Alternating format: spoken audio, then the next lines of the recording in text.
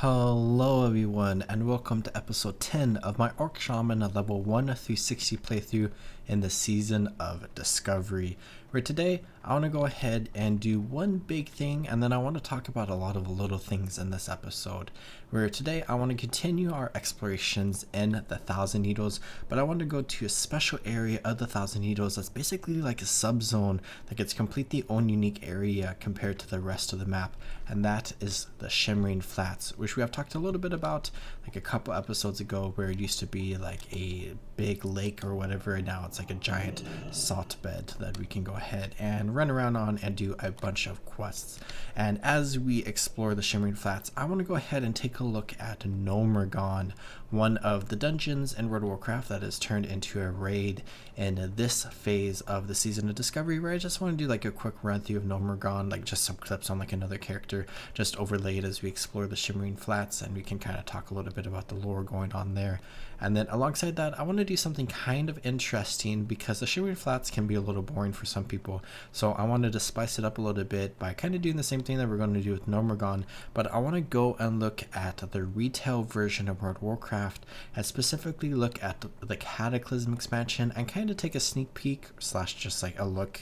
at some of the different zones around the Kalimdor and the Eastern Kingdoms that were changed in the Cataclysm compared to what we have explored already on this character. So hopefully today should be a fun and interesting episode as we explore the Shimmering Flats, which is kind of an unpopular area in World of Warcraft because it's just like a big questing hub where you can do a ton of quests. There's a lot available for you to do here, but a lot of people consider it a little boring because it's just a giant flat area that's like all one color, and some people just don't like being in the same area for a very long time. But it is something that I personally really like because it's kind of like a change of pace compared to like a lot of other parts of classic World of Warcraft where we're running all around the world. We're here, we can spend a lot of time in this area, and we will be spending quite a bit of time, pretty much the entire episode here, where then near the end I will go do a couple of other things around Kalimdor with getting some more experience and maybe exploring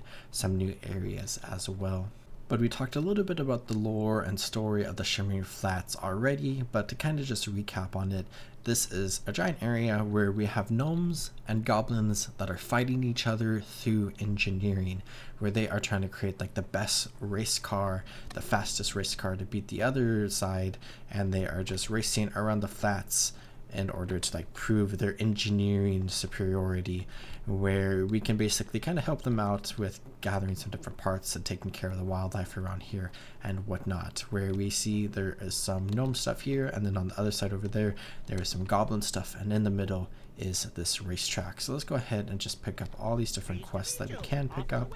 and this is kind of like a level 30 to like level 35 area, so we have to be like a little bit careful about like some of the higher level monsters because they are reaching like level 35 and we're currently only level 31, so we just have to be a little bit careful. And I think I'm going to have to remove one of the quests in my quest log here, which I might just remove this one because we can pick it back up later. But let's talk to Pazik here, get this, and then there is one more over here that I can get, and then we will have all the quests that we can do, and we can see that there is quite a bit of markers around here. But once we pick up this quest, we will have even more that we will have to go around and do, where we just need to kill a bunch of monsters, collect a few different things, get some rocket car parts and whatnot. But before we begin this adventure, I'm going to go ahead and kind of do one extra special thing, where I want to go ahead and head to a level 40 to 50 zone known as Daenerys, because here in the Thousand Needles we have Freewind Post right here, which is a horde territory, horde camp, horde flight master, etc, etc. But if we come down here, we have Daenerys, which has the town of Gadgetzan, which, similar to Ratchet and similar to Beatty Bay, is one of the towns of the Steam Weedle cartel. and both the Horde and the Alliance have a Flight Master down here where we can go ahead and kind of just fly in right here, where it's like kind of a little bit closer to the Shimmering Flats compared to Freewind Post. So we might want to use this flight path here in order to get to the Shimmering Flats to do things, but we can also like take a look at like going to Freewind Post to do things around there as well. But something really interesting about Daenerys in the Season of Discovery is that because it is a level 40 to 50 zone, you could start doing some of the quests around here, but it's really not a zone that a lot of people will be doing a lot of things in this phase, and it's probably going to be a zone that is heavily occupied at the start of phase 3, which is from level 40 to 50, so it's like the perfect zone for that, alongside some other zones across the world as well. But when it comes to phase 2 of Season of Discovery, we are just going to come here for like hanging out at the inn to get some rested experience, and also for the Fight Master. So let's go ahead and run down here where we can see the town coming in to view here, and let's go ahead and chat with Bull Crick Ragefist, where we can get this flight path. And there are a ton of people around here kind of doing the same exact thing as I am. Some people are level 40 with mounts, but let's go ahead and run through here where we don't have any quests except quest to showing me one of the elders that's no longer present because the Lunar Festival is gone. And let's come in to the inn here where we can see we can get some rested experience, and then we can also come over here where we can see there are some bankers, and then we can come down here where there's actually a neutral auction house that both Alliance and Horde players can use. And if we just search, we can see that there's like some different things around here, like the Screen Tower, which is cool, and only 872 items are on this auction house where we can buy these herbalist gloves, which is kind of interesting. But I think with that, I am just going to go ahead and head back to the Shimmering Flats, and we can begin our adventures in that area as we kill a bunch of monsters. And let's go ahead and talk about Gnomeregan and the Cataclysm a little bit. Let's start off by talking about Gnomeregan, which is the former capital city of the gnomes and a mid-level dungeon. Gnomeregan is unique in that it contains an Alliance-friendly NPC section inside the dungeon itself, including vendors, guards, some new quests, and even a mailbox. Gnomeregan is also unique in that it has a very technological, albeit comical theme. Also notable is the Hydrocane Rare Staff, which drops from an early mini-boss, Viscous Fallout. The staff allows permanent water breathing and is used even by very high level characters for this. The staff is thus situationally useful to all classes that can equip staves. We're looking at the first boss we can fight is Grebus, which is kind of part of like a special event, and this is more of like a bonus boss, where basically we have to help out this gnome with collapsing some tunnels with explosives. But we have this Trog here, Grebus, with his pet basilisk, Chomper. The radioactive gas that flooded the city was meant to anger the Trogs and kill the gnomes, and Thermoplug's plan was brutally effective.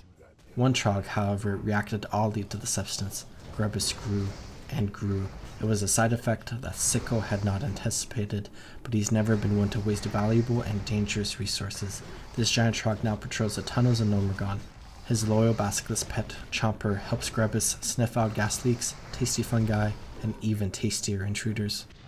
And then we have the Viscous Fallout, that is kind of like the first boss of the dungeon that a lot of people may know about, because in typical groups you have to do some like special jumps in order to like drop down into here, and by special jump you have to like land on a specific area to not die. And that's kind of like a big part of Gnomeregan as well, is a lot of like special movement things that like some more advanced groups, or it's just like modern groups in general, will do in order to like speed things up. But the formerly robust and elegantly complex waterways of Gnomeregan are now an irradiated mess with toxic slime. A lone water elemental who had dwelt in the gnome's aquifer became trapped in the contamination, and the pollution corrupted its pure form. It currently wanders the halls of Gnomeregan in anger and agony, a liquid embodiment of the vile poison of Thermoplug's betrayal.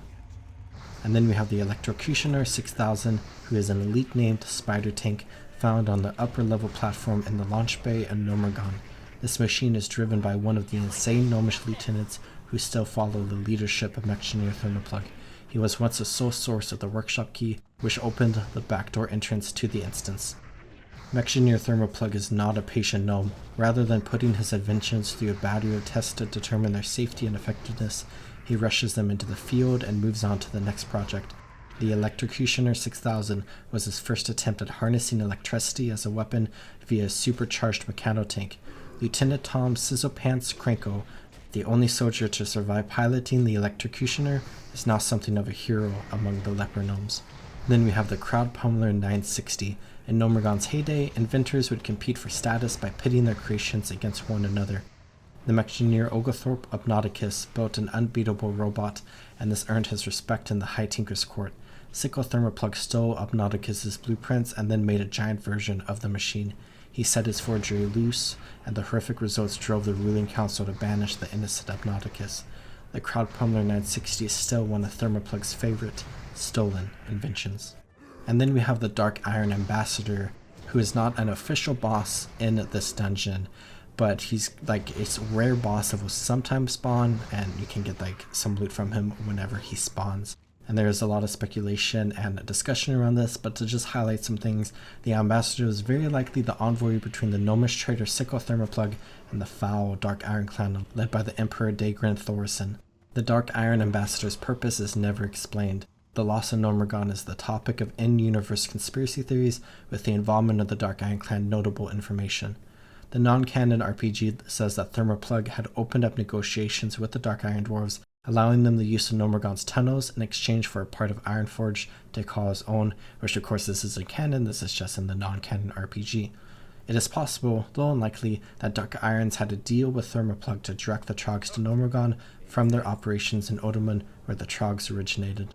And then we have a mech engineer Thermoplug himself, also known as Sickle Thermoplug, who is the final boss of Gnomeregan, who you fight in the Tinker's Court. Murderer, traitor, and self-proclaimed king of the gnomes, the mech engineer Sickle Thermoplug rules over the radioactive halls of Gnomeregan with a malfunctioning iron fist. His subjects are numerous, vicious, and insane enough to defend their crazed king against any intrusion from the upper world. It is Thermoplug's madness that makes him so dangerous. He possesses the cunning to destroy everything around him. With no thought for his own, there is a reason that even the monsters in Gnomeregan fear him, which of course Thermoplug is the individual that is responsible for the irradiation in Gnomeregan, because he kind of used the plan to use the radiation to destroy the Trogs and kind of just like upscaled it and killed / radiated a bunch of gnomes and also radiated a bunch of the Trogs.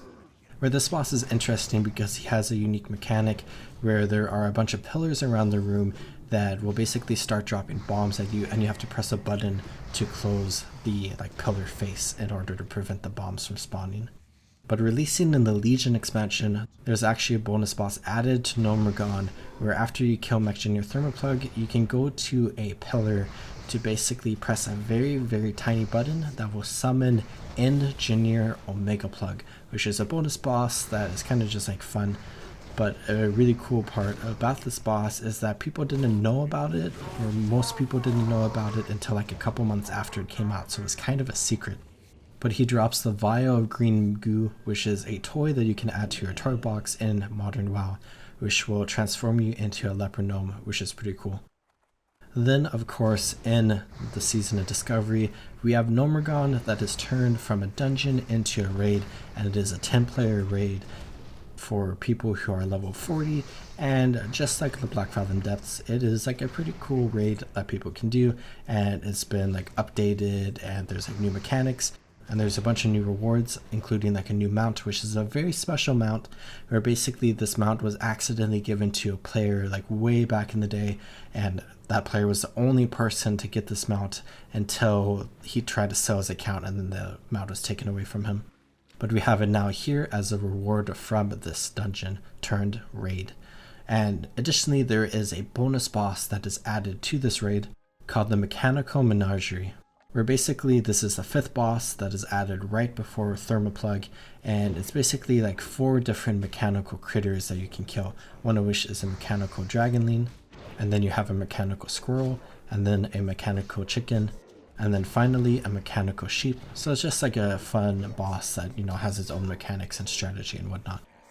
But looking outside of Gnomeregan and heading back out into the open world, I want to spend a little bit of time talking about the Cataclysm expansion, because Cataclysm is really interesting because it is the first and so far the only expansion that had a mass overhaul of the game world. Where in vanilla World of Warcraft, like in the Season of Discovery, we have Kalimdor and the Eastern Kingdoms, which these are the two main original continents. And then we got a new continent in the Burning Crusade and a new continent in the Wrath of the Lich King. And then with Cataclysm, we got these two continents overhauled with some new zones added into them for in-game content in the Cataclysm expansion. But with the overhaul of these zones, we kind of saw like the questing experience and like the gameplay updated to the modern standard at the time, which is now 14 years outdated. And to also fit into the story at the time, which was basically like Deathwing, like causing disturbances in the elements, and basically kind of just like blowing up Azeroth a little bit, where we see a lot of the zones are kind of like destroyed, but alongside that we see a lot of stories like progressing, and especially with like the Alliance and Horde conflict, where they are in war starting and like part way into the Wrath of the Lich King expansion. Where when we look at all the different quests around Kalimdor and the Eastern Kingdoms in the Cataclysm expansion and compare them to vanilla, people have different opinions, many different opinions, and basically it's completely subjective which one you like more, or if you like them the same, it's all subjective. Me personally, I do find some nostalgia from Cataclysm quests, and there are some zones that I have a lot of nostalgia for that I kind of want to highlight more in the future maybe. But overall, across the board, I prefer the vanilla world, the vanilla questing experience, and the vanilla stories more than the Cataclysm ones. But I still want to take a moment to kind of just highlight how the world that we are playing through changes over the course of World of Warcraft. And I am just going to highlight a few zones that we have explored and that we are about to explore, just some quick sneak peeks.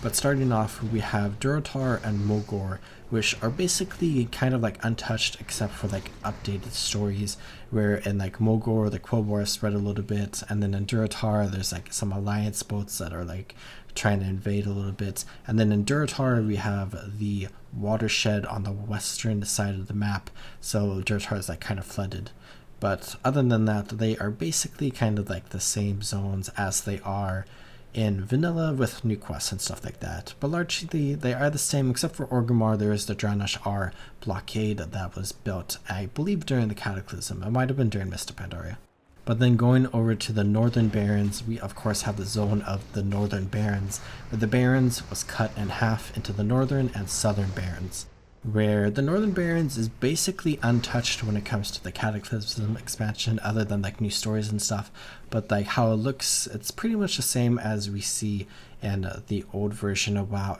except for the massive divide in the middle of the Barrens, of course. And there's like some different stuff going on with Northwatch Hold. But in the Mist of Pandaria expansion, we saw a massive update to the Northern Barrens as a part of one of the, like the second to last major content patch of the game, where there was the whole Darkspear Rebellion and the Alliance basically attacking Orgrimmar in the Siege of Orgrimmar and fighting Garrosh Hellscream, where the Barrens played a big part in that, where there's basically a ton of Garrosh's forces in the Barrens and they have a bunch of fortifications, and we can see that still here today. But going to the Southern Barrens, it is completely changed, where of course you had the divide between the Northern and Southern Barrens that exists now, but basically the entire questing experience is different, and it now really focuses on the Alliance and Horde war that is going on, and then also a little bit about like Nerelix and the Emerald Dream and stuff like that, the Emerald Nightmare. But it's mostly Alliance and Horde fighting each other, where Camp Traho is destroyed and there are looters there, which is very sad and is a story beat that different people have different opinions about. But in the like southern part of the Southern Barrens, there is a massive war zone between the Alliance and Horde, and I really like this questing area actually, and I really kind of like the idea of like Alliance and Horde fighting each other and how that's implemented in like quests and whatnot. There's also Dustwallow Marsh, which isn't changed too much until the Mist of Pandaria expansion, or like the final part of the Cataclysm expansion, I believe, where Theramore is bombed with a mana bomb and is destroyed. But for the most part, for the rest of the zone, it's kind of like, you know, the same vibes, but of course different quests. But then when we go to the Thousand Needles, it is a very different zone than what it is in the classic version of the game, where it is flooded because the wall that basically kind of like protected the Thousand Needles from the ocean was destroyed, so like the ocean came into the Needles and just flooded it all. And I have different thoughts about this zone, but I think overall I actually kind of like what they did with this place in the modern version of WoW, but I also like it in the classic version of the game, and I think I like it more in classic, but I think they did a pretty cool job with Cataclysm, where you can ride a boat around the zone, and then there's a massive barge that like you start your questing experience on, and then you basically go around the edge of the Nidos and on top of all the Nidos as well, and you basically do a lot of quests where there's like a really cool Grim Totem quest chain where you're like fighting through all the Grim Totem places, kind of like how you do in classic WoW, but it feels like more structured, of course, more in line with the Cataclysm experience. But overall, I think it's like a cool zone, though I do still prefer it in classic. Where of course I pointed out the Swallow Marsh, which we have not been to yet, but I also want to point out a few other zones like Desolace, which we are about to go to, which not much has changed except for the center of the map now has like a lot of green in it, which is kind of interesting because Desolace is a very desolate zone, very similar to the Shimmering Flats, but like a slightly different vibe. So it's kind of fitting that I'm doing Shimmering Flats in this episode, and then at the end of the episode here I want to go explore Desolace for a little bit, but that's in a moment. Where Feralus is also really similar, but on the western coast we have the two islands that are like flooded and destroyed, where Feathermoon Stronghold has now been moved onto the shore. And then Tanaris is very similar, but like the eastern port of Tanaris is like completely flooded, and now the waterline basically goes up to Gadgetzan. But beyond that, the vibes are kind of the same, except there's now Odom, which connects to the zone, and you know, that's a whole zone in Cataclysm that has a bunch of things going on. And then we have Ungoro Crater, which is also kind of the same vibes as it is in vanilla, but in the Wrath of Lich King expansion actually we saw some changes to this zone, but now there are some Titan Keeper structures now. And then the last zone that I want to take a quick sneak peek at is Selithis, which in the Cataclysm expansion, Selithis is basically unchanged, where it's pretty much exactly the same as it is in vanilla, where there's really not too much added. But at the end of the Legion expansion and going into the Battle for Azeroth expansion, this zone changes because of this. So that's existed there for a while, and it's basically completely changed the zone, and it's now finally becoming relevant in the War Within expansion that's coming out sometime in the future. I forget the launch date. But those are just some of the Cataclysm zones in Kalimdor, where I didn't go over all of them, and I didn't look at Eastern Kingdoms, but maybe we can look at them a little bit more in the future. But really quickly, I want to take a quick moment to talk about the Season of Discovery developer update on February 27th, 2024, where I just want to quickly go over this update because there are a ton of interesting changes to the game that might impact us as we go through this world. So starting on March 5th, which is the day before this episode releases, so we might be experiencing this in the next episode, XP buffs and leveling are getting changed because there's currently an XP buff that exists for players level 1 through 25, which increases your experience gained by 50%, and this is being changed from 50% to 100%, and it's being changed from level 1 to level 39. So overall, this seems to be like a good change, but this really does impact our experience, where I believe we can turn this off, and depending on how much experience we gain, I might actually end up turning this off so we can have a little bit more of an authentic experience. Yes, I know I'm playing the Season of Discovery, but I still want to experience like all the quests in this Let's Play series. But it might be helpful for us as well, so I don't have to do as much grinding. We'll just, have to see what happens. But overall, it seems really cool and really good for people that want to play odd characters, or for people that don't have a lot of time and still want to play like the Season of Discovery content. Where at the same time as that change, the cost of normal racial mounts and mount training is going to be halved at level 40, and then the training at level 60, they don't know what they're going to do yet. They don't currently have changes planned for that,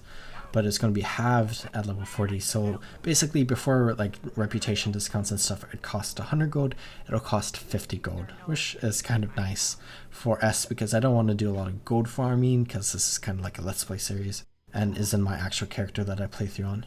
And lastly, they will be increasing the base gold reward from all quest rewards while players are level 1 through 39, and I think this is to combat the basically inflation that we see in the game from people just buying gold from gold botters, because that is incredibly rampant right now, of people that like don't really want to play the game. They just want to like get carried through the game, so they are just swiping their credit card. This is hopefully going to combat that a little bit.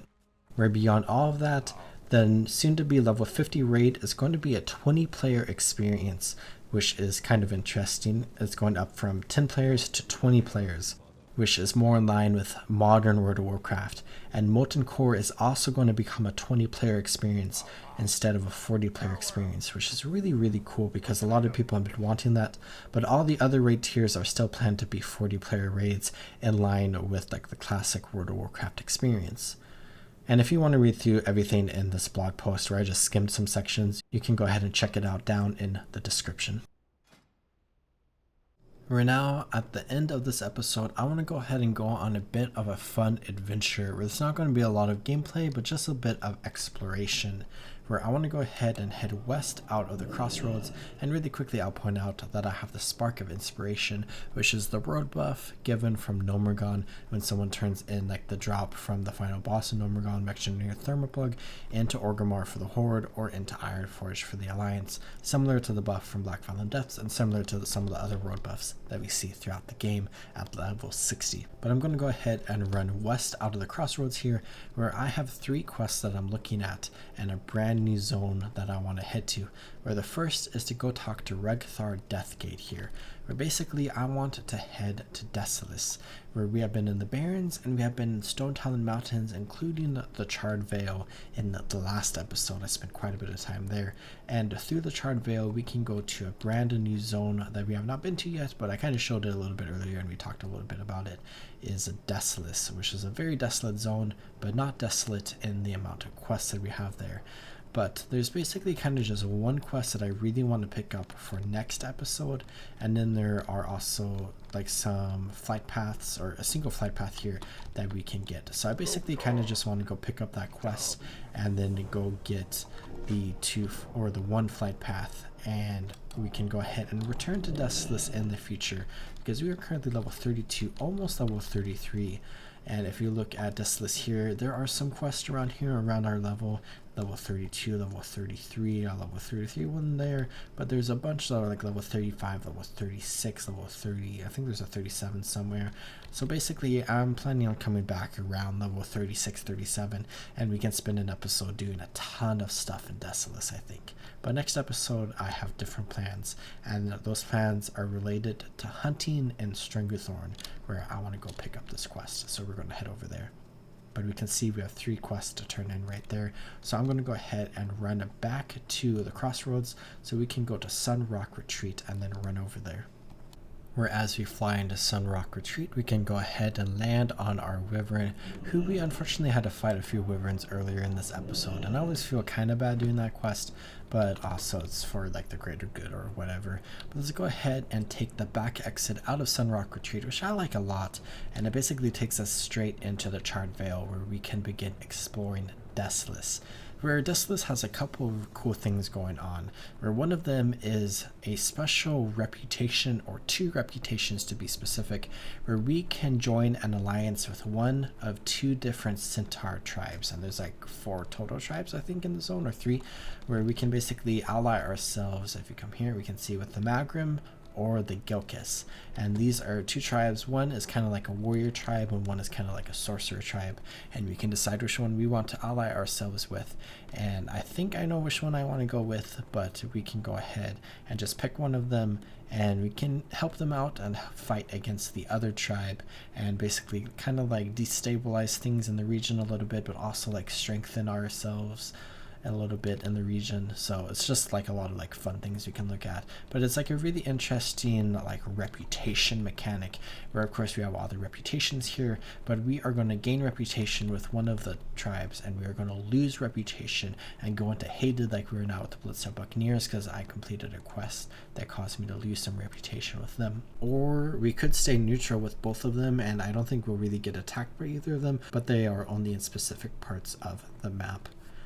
But Desolace is a really exciting zone for me to go into in this Let's Play series, because this is a zone that we flew through but did not enter at all in my Human Mage Let's Play series, where I barely touched Kalimdor in that series, but I did come to many different zones and completed many different quests all across Kalimdor. But one of the zones we did not touch is Desolace, and actually, now that I'm thinking about it, I think this is the final zone in World of Warcraft that I have not been to yet, because I hadn't been to Stone Talon Mountains either. So I think now officially between all my different Let's Play series, we have now been to every single zone in Kalimdor and Eastern Kingdoms, unless I'm forgetting something. So that's kind of cool actually. And Alliance do have a flight path over here at Nigel's Point, which is kind of a cool location. But we have a flight path all the way on the other side of the map, and the Horde have a base in the center, which doesn't have a flight path until the Cataclysm expansion, I believe.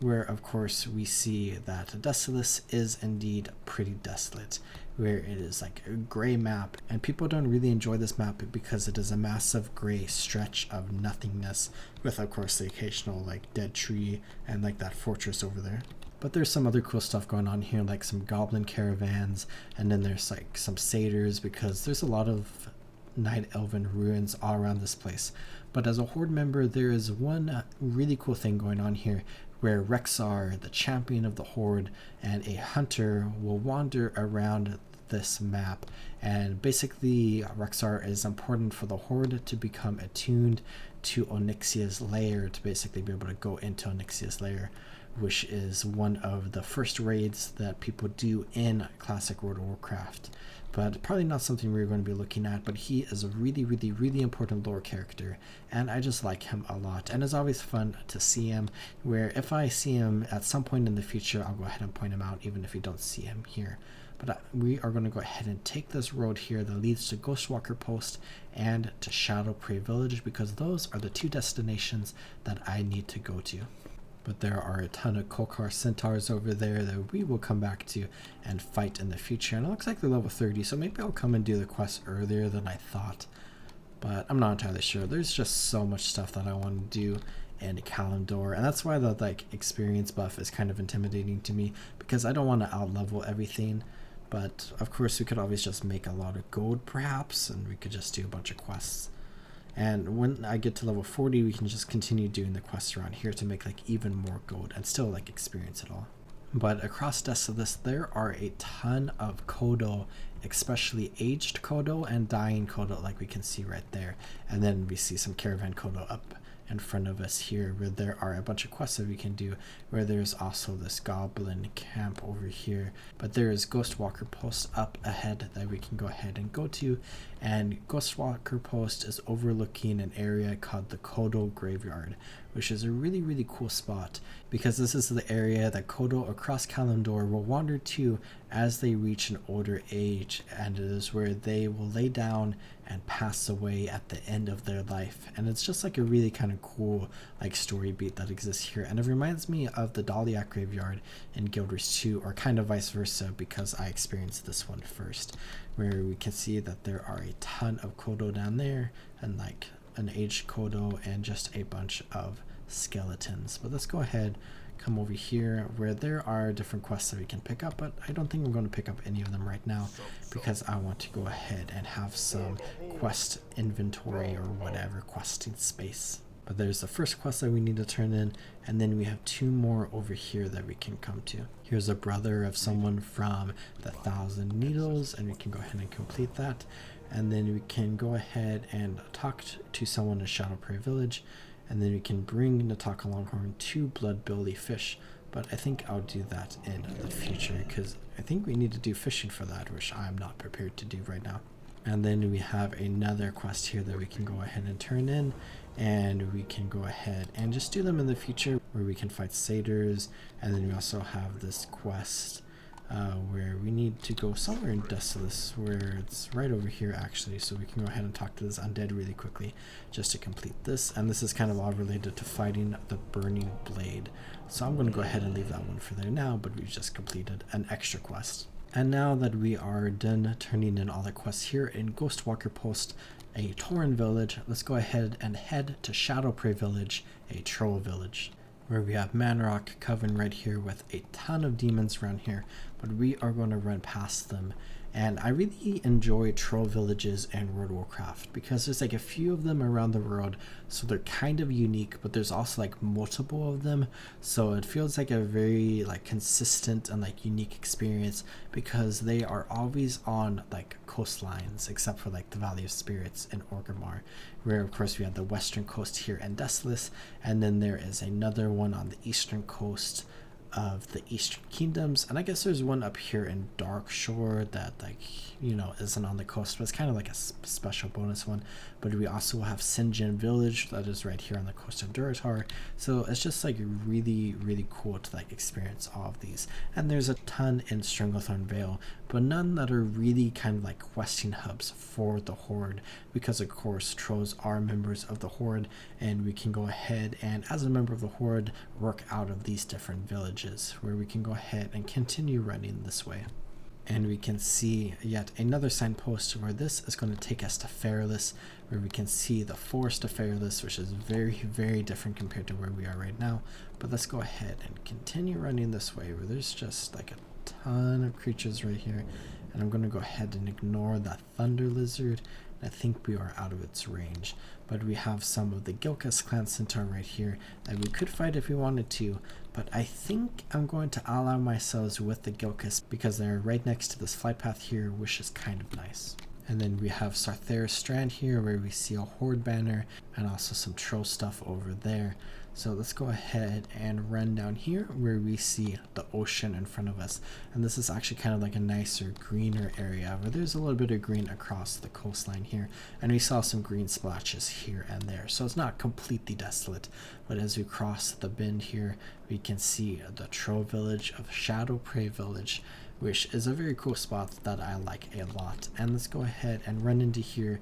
where I don't think I'm going to pick up any of the quests except for the one quest that I came here for with a Ruined Wild Maid, and I'm going to go ahead and get a Kodo Horn. And I think this is actually a character that joins the Nesting Wary Safari in future expansions, where we are going to explore that a little bit next episode, where I just googled him and he does not join the Safari in future adventures, but he is a good friend of Hemet Nesting Wary, which is really cool. And when we look at Stranglethorn now, we can go ahead and see that we have a bunch of quests to turn in up here, and then we have some like other stuff we can do around here. And next episode I want to go ahead and begin exploring the giant task of Stranglethorn Vale, which is a level 30 to level 45 zone, where this is a really cool troll area, but we are about to explore many different troll areas in the next episode. But let's go ahead and come to the Windrider Master here, where I can go ahead and get this flight path, and then I think I'm going to go ahead and return to Orgrimmar, but I think I'll do that between this episode and the next, because as far as this episode goes, I think I've done everything that I have wanted to do, and I'm going to go ahead and call it good here, where I really hope you all enjoyed watching this episode, and I hope you all are taking good care of yourselves. Remember, as always, to drink some water, check your posture, and subscribe. And I'll see you next time in the world of Azeroth. Goodbye.